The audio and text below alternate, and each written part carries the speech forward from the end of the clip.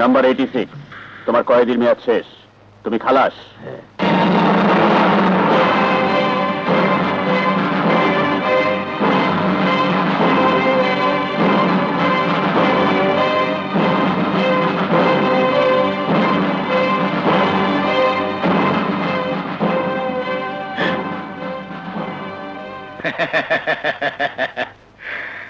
আমি খুশি হয়েছি, তবে 16 আনা নয় 8 আনা।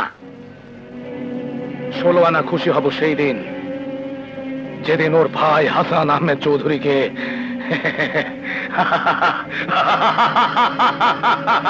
তোমরা কি জানো ওটা কার ছবি? আপনার বেগম সাহেবা। হ্যাঁ, বেগম সাহেবা এখন পরলোকের বাসিন্দা। কেন জানো? না তো।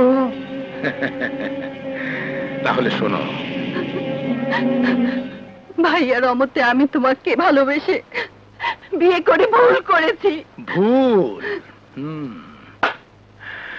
এই জীবনের পাতায় পাতায় যা লেখা সে ভুল। अनारकली,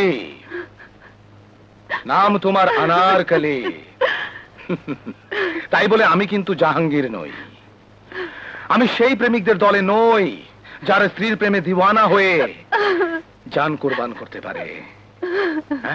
কেঁদো না সুন্দরী, কেঁদো না। কাঁদলে তোমার চোখের কাজল নষ্ট হয়ে যাবে, তুমি দেখতে অনেকটা কাদের দারোয়ানের মতো হয়ে যাবে। সে যাই হোক, কাবির নামায় সই করে তোমাকে স্ত্রীর মর্যাদা দিয়ে ঘরে কেন এনেছি বলো তো?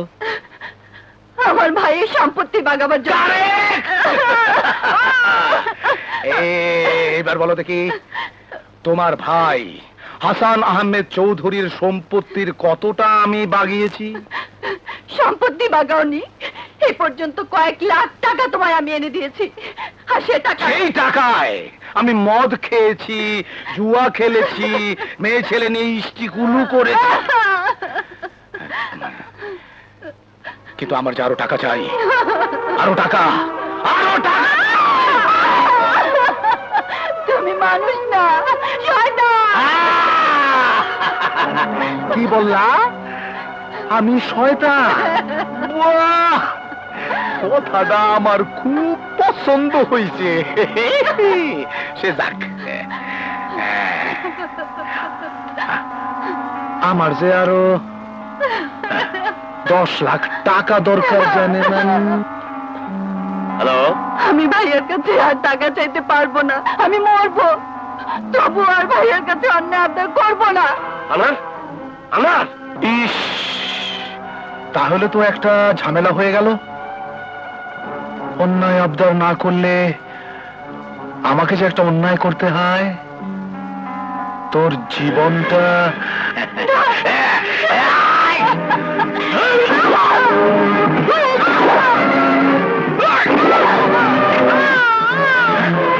আমি বাধ্য, আমি তোর টাকা লুকিয়ে দেবো।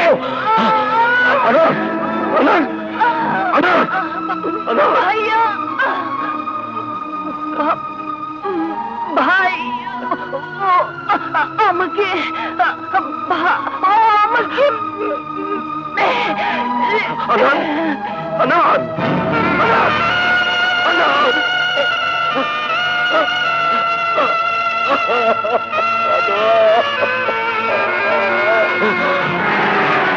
দাদা, তোর টাকার লোভ আমি মিটিয়ে দেব।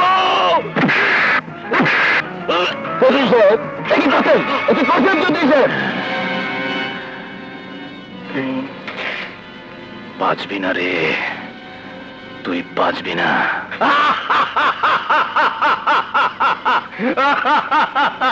আরে আমি তো প্রাণে বেঁচে আছি, থাকবো।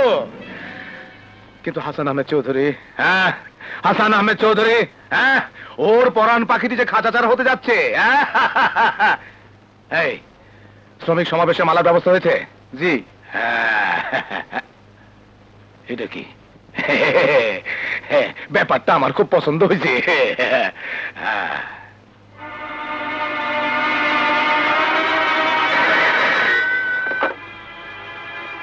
হ্যালো, যদি 5,000 টাকা দাও তাহলে এমন একটা জরুরি খবর দেব। টাকা দেব, আগে খবরটা বলো।